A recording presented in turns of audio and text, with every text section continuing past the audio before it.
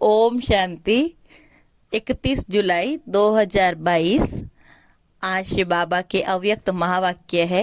Revise तारीख है 31 दिसंबर 1991। मुरली की हेडिंग लाइन है यथार्थ चार्ट का अर्थ है प्रगति और परिवर्तन। आज बाप दादा अपने विश्व परिवर्तक, विश्व नव निर्माता बच्चों को देख रहे हैं। आज के दिन नए वर्ष के आरंभ को दुनिया में चारों ओर मनाते हैं, लेकिन वो मनाते हैं नया वर्ष। और आप ब्राह्मण आत्माएं नए संगम युग में हर दिन को नया समझ मनाते रहते हो। वो एक दिन मनाते हैं और आप हर दिन को नया अनुभव करते हो।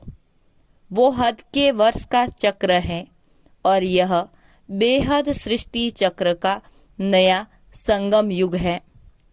संगम युग सारे युगों में सर्व प्रकार की नवीनता लाने का युग है। आप सभी अनुभव करते हो कि संगम युगी ब्राह्मण जीवन नया जीवन है। नई नॉलेज द्वारा नई वृत्ति, नई दृष्टि और नई सृष्टि में आ गए हो। दिन रात हर समय हर सेकंड नया लगता है। संबंध भी कितने नए बन गए। पुराने संबंध और ब्राह्मण संबंध में कितना अंतर है। पुराने संबंधों की लिस्ट स्मृति में लाओ कितनी लंबी है, लेकिन संगम युगी नए युग के नए संबंध कितने हैं? लंबी लिस्ट है क्या? बाप दादा और भाई बहन और कितने निस्वार्थ प्यार के संबंध हैं। वे तो अनेक स्वार्थ के संबंध है। तो नया युग, छोटा सा नया ब्राह्मण संसार ही अति प्यारा है। दुनिया वाले एक दिन एक दो को मुबारक देते हैं और आप क्या करते हो? बाप दादा क्या करते हैं? हर सेकंड, हर समय, हर आत्मा के प्रति शुभ भावना, शुभ कामना की मुबारक देते हैं। जब भी किसी को किसी भी उत्सव के दिन की मुबारक देते हैं तो क्या कहते हैं? खुश रहो, सुखी रहो, शक्तिशाली रहो, तंदुरुस्त रहो। तो आप हर समय क्या सेवा करते हो? आत्माओं को नई जीवन देते हो। आप सबको भी बाप दादा ने नई जीवन दी है ना। और इस नई जीवन में यह भी मुबारकें सदा के लिए मिल ही जाती हैं। आप जैसे खुशनसीब, खुशी के खजानों से संपन्न, सदा सुखी और कोई हो नहीं सकता। इस नवीनता की विशेषता आपके देवताई जीवन में भी नहीं है। तो हर समय स्वतः ही बाप दादा द्वारा मुबारक और बधाइयाँ व ग्रीटिंग मिलती रहती है। दुनिया वाले नाचेंगे, गाएंगे और कुछ खाएंगे। आप क्या करते हो? हर सेकंड नाचते और गाते रहते हो। हर रोज ब्रह्मा भोजन खाते रहते हो। लोग तो खास पार्टी अरेंज करते हैं और आपकी सदा ही संगठन की पार्टीज होती रहती हैं। पार्टी में मिलन होता है ना। आप ब्राह्मणों की अमृत वेले से पार्टी शुरू हो जाती है। पहले बाप दादा से मनाते हो, एक में अनेक संबंध और अनेक स्वरूपों से मनाते हो। फिर आपस में ब्राह्मण जब क्लास करते हो तो संगठन में मिलन मनाते हो ना। और मुरली सुनते सुनते नाचते हो, गाते हो और हर समय उत्साह भरे जीवन में उड़ते रहते हो। ब्राह्मण जीवन का श्वास ही है उत्साह। अगर उत्साह कम होता है तो ब्राह्मण जीवन के जीने का मजा नहीं होता है। जैसे शरीर में भी श्वास की गति यथार्थ चलती है तो अच्छी तंदुरुस्ती मानी जाती है। अगर कभी बहुत तेज गति से चले या कभी स्लो हो जाए तो तंदुरुस्ती नहीं मानी जाएगी। ब्राह्मण जीवन अर्थात उत्साह, निराशा नहीं। जब सर्व आशाएं पूर्ण करने वाले बाप के बन गए तो निराशा कहाँ से आई? आपका ऑक्यूपेशन ही है निराशावादी को आशावादी बनाना। यही सेवा है ना। यह तो दुनिया के हद के चक्कर अनुसार आप भी दिन को महत्व दे रहे हो, लेकिन वास्तव में आप सब ब्राह्मण आत्माओं का संगम युग भी नवीनता का युग है। नई दुनिया भी इस समय बनाते हो। नई दुनिया का ज्ञान इस समय ही आप आत्माओं में है। वहां नई दुनिया में नए पुराने का ज्ञान नहीं होगा। नए युग में नई दुनिया स्थापन कर रहे हो। सभी ने तपस्या वर्ष में तपस्या द्वारा अपने में अलौकिक नवीनता लाई है। वह वही पुरानी चाल है। पुरानी चाल कौन सी है? योग अच्छा है, अनुभव भी अच्छे होते हैं, आगे भी बढ़ रहे हैं, धारणा में भी बहुत फर्क है, अटेंशन भी बहुत अच्छा है, सेवा भी वृद्धि की अच्छी है, लेकिन का पूंछ लग जाता। कभी कभी ऐसा हो जाता। ये जो कभी कभी का पूंछ है, कब तक समाप्त करेंगे? तपस्या वर्ष में यही नवीनता लाओ। पुरुषार्थ व सेवा के सफलता की संतुष्टता की परसेंटेज कभी ऊंची कभी नीची, इसमें सदा श्रेष्ठ परसेंटेज की नवीनता लाओ। जैसे आजकल के डॉक्टर्स ज्यादा क्या चेक करते हैं? सबसे ज्यादा आजकल ब्लड प्रेशर बहुत चेक करते हैं, बीपी बहुत ज्यादा चेक करते। अगर ब्लड का प्रेशर कभी बहुत ऊंचा हो, कभी बहुत नीचा चला जाए तो क्या होगा? बाप दादा पुरुषार्थ का प्रेशर देखते हैं, बहुत अच्छा आता है, लेकिन कभी कभी जंप मारता। ये कभी कभी का शब्द समाप्त करो। अभी तो सभी इनाम लेने की तैयारी कर रहे हो ना। इन सारी सभा में ऐसे कौन है जो समझते हैं कि हम इनाम के पात्र बने हैं? कभी कभी वाले इनाम नहीं लेंगे। इनाम लेने के पहले यह विशेषता देखो कि इन 6 मास के अंदर 3 प्रकार की संतुष्टता प्राप्त की है। पहला देखो, स्वयं अपना साक्षी बनकर चेक करो। स्वयं के चार्ट से, स्वयं सच्चे मन से, सच्चे दिल से संतुष्ट हो।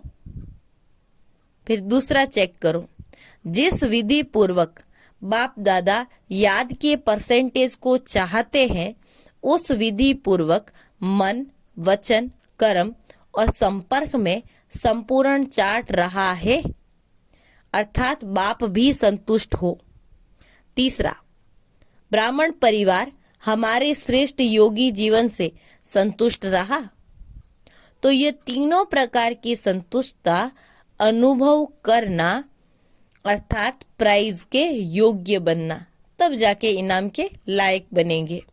विधि पूर्वक आज्ञाकारी बन चार्ट रखने की आज्ञा पालन की, ऐसे आज्ञाकारी को भी नंबर मिलती है, लेकिन संपूर्ण पास होने की नंबर उनको मिलती है जो आज्ञाकारी बन चार्ट रखने के साथ साथ पुरुषार्थ की विधि और वृद्धि की भी नंबर ले।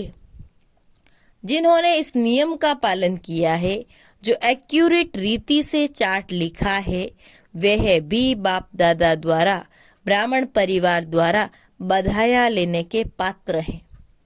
लेकिन इनाम लेने योग्य, सर्व के संतुष्टता की बधाया लेने वाला पात्र वही है।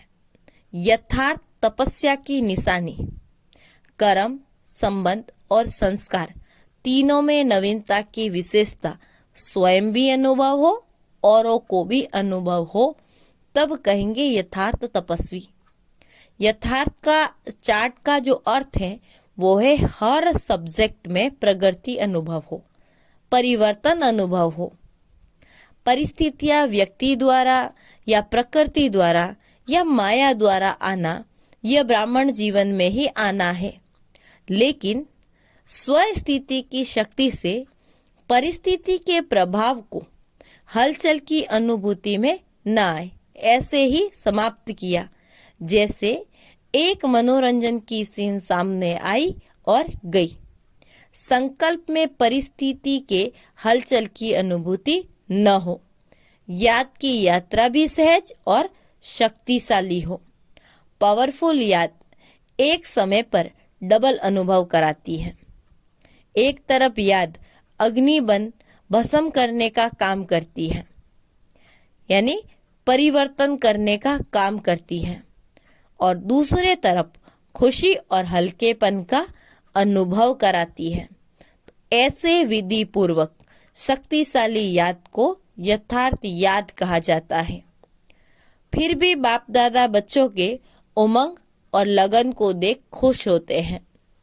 मेजॉरिटी को लक्ष्य अच्छा स्मृति में रहा, स्मृति में अच्छे नंबर लिए, लेकिन स्मृति के साथ समर्थी उसमें नंबरवार है। स्मृति और समर्थी दोनों साथ साथ रहना, इसको कहेंगे नंबर 1 प्राइज के योग्य। स्मृति सदा हो और समर्थी कभी कभी व परसेंटेज में रहना, इसको नंबरवार की लिस्ट कहेंगे। समझा? एक्यूरेट चार्ट रखने वाले ही की नामों की माला बनेगी। अभी भी बहुत नहीं तो थोड़ा समय तो रहा है। इस थोड़े समय में भी विधि पूर्वक पुरुषार्थ की वृद्धि कर अपने मन, बुद्धि, कर्म और संबंध को सदा अचल अड़ोल बनाया तो इस थोड़े समय के अचल अड़ोल स्थिति का पुरुषार्थ आगे चलकर बहुत काम में आएगा और सफलता की खुशी स्वयं भी अनुभव करेंगे और औरों द्वारा भी संतुष्टता की दुआएं प्राप्त करते रहेंगे। इसीलिए ऐसे नहीं समझना कि समय बीत गया, लेकिन अभी भी वर्तमान और भविष्य श्रेष्ठ बना सकते हो। अभी भी विशेष स्मृति मास एक्स्ट्रा वरदान प्राप्त करने का मास है। जैसे तपस्या व्रत का चांस मिला, ऐसे स्मृति मास का विशेष चांस है। इस मास के 30 दिन भी अगर सहज, स्वतः शक्तिशाली, विजयी आत्मा का अनुभव किया तो यह भी सदा के लिए नेचुरल संस्कार बनाने की गिफ्ट प्राप्त कर सकते हो। यानी बाबा ने ये चांस दिया है कि अगला ये 1 महीने में हम अपना श्रेष्ठ पुरुषार्थ करके अपने इस श्रेष्ठ पुरुषार्थ के संस्कार को नेचुरल बना सकते हैं। कुछ भी आवे, कुछ भी हो जावे, परिस्थिति रूपी बड़े से बड़ा पहाड़ भी आ जाए, संस्कार टक्कर खाने के बादल भी आ जाए, प्रकृति भी पेपर ले, लेकिन अंगद समान मन बुद्धि रूपी पांव को हिलाना नहीं, अचल रहना। बीती में अगर कोई हलचल भी हुई हो तो उसको संकल्प में, स्मृति में नहीं लाना, फुल स्टॉप लगाना। वर्तमान को बाप समान श्रेष्ठ, सहज बनाना और भविष्य को सदा सफलता के अधिकार से देखना। इस विधि से सिद्धि को प्राप्त करना। कल से नहीं करना, अभी से करना। स्मृति मास के थोड़े समय को बहुत काल का संस्कार बनाओ। यह विशेष वरदान विधि पूर्वक प्राप्त करना। वरदान का अर्थ ये नहीं है कि अलबेले बनो, अलबेला नहीं बनना, लेकिन सहज पुरुषार्थी बनना। अच्छा, कुमारियों का संगठन बैठा है, आगे बैठने का चांस क्यों मिला है? सदा आगे रहना है, इसीलिए आगे बैठने का चांस मिला है। समझा? पक्का हुआ? फल बन के निकलना, कच्चा गिर नहीं जाना। सभी पढ़ाई पूरी कर सेंटर पर जाएगी या घर में जाएगी? अगर माँ बाप कहे आओ तो क्या करेगी? अगर अपनी हिम्मत है तो कोई किसी को रोक नहीं सकता। थोड़ा थोड़ा आकर्षण होगा तो रोकने वाले रोकेंगे। नव वर्ष मनाने के लिए सभी भाग कर आ गए। नया वर्ष मनाना अर्थात हर समय को नया बनाना, हर समय अपने में रूहानियत, नवीनता को लाना। चारों ओर के सभी स्नेही सहयोगी बच्चे भी आज के दिन के महत्व को जान विशेष दिल से या पत्रों से या कार्ड द्वारा विशेष याद कर रहे हैं। और बाप दादा के पास पोस्ट करने के पहले ही पहुंच जाता, लिखने के पहले पहुंच जाता, संकल्प किया और पहुंच गया। इसलिए कई बच्चों के सहयोगियों के कार्ड पीछे पहुंचेंगे, लेकिन बाप दादा पहले से ही सभी को नए युग में नए दिन मनाने की मुबारक दे रहे हैं। जैसे कोई विशेष प्रोग्राम होता है ना, तो आजकल के लोग क्या करते हैं, अपना टीवी खोलकर बैठ जाते हैं। तो सभी रूहानी बच्चे अपने बुद्धि का दूरदर्शन का स्विच ऑन करके बैठे हैं। बाप दादा चारों ओर के मुबारक पात्र बच्चों को हर सेकंड की मुबारक की दुआएं रेस्पॉन्ड में दे रहे हैं। हर समय की याद और प्यार, यही दुआएं बच्चों के दिल के उमंग उत्साह को बढ़ाती रहती हैं। तो सदा स्वयं को सहज पुरुषार्थी और सदा पुरुषार्थी, सदा विधि से वृद्धि को प्राप्त करने वाले योग्य आत्माएं बनाए उड़ते रहो। ऐसे सदा वर्तमान बाप को समान बनने वाले और भविष्य को सफलता स्वरूप बनाने वाले श्रेष्ठ बधाइयों के पात्र आत्माओं को बाप दादा का याद प्यार और नमस्ते। हम रूहानी बच्चों की रूहानी बाप दादा को याद प्यार और नमस्ते। आज का वरदान, अपनी सर्व जिम्मेवारियों का बोझ बाप को दे, स्वयं हल्का रहने वाले निमित्त और निर्माण भव। अपनी सर्व जिम्मेवारियों का बोझ बाप को दे, स्वयं हल्का रहने वाले निमित्त और निर्माण भव। जब अपनी जिम्मेवारी समझ लेते हो तब माथा भारी होता। जिम्मेवार बाप है, मैं निमित्त मात्र हूँ, यह स्मृति हल्का बना देती है। इसीलिए अपने पुरुषार्थ का बोझ, सेवाओं का बोझ, संबंध संपर्क का निभाने का बोझ, सब छोटे मोटे बोझ बाप को देकर हल्के हो जाओ। अगर थोड़ा भी संकल्प आया कि मुझे करना पड़ता है, मैं ही कर सकता हूँ, तो यह मैंपन भारी बना देगा और निर्माणता भी नहीं रहेगी। निमित्त समझने से निर्माणता का गुण भी स्वतः आ जाता है। स्लोगन, संतुष्ट मणि वह है जिसके जीवन का श्रृंगार संतुष्टता है। संतुष्ट मणि वह है जिसके जीवन का श्रृंगार संतुष्टता है। ओम शांति।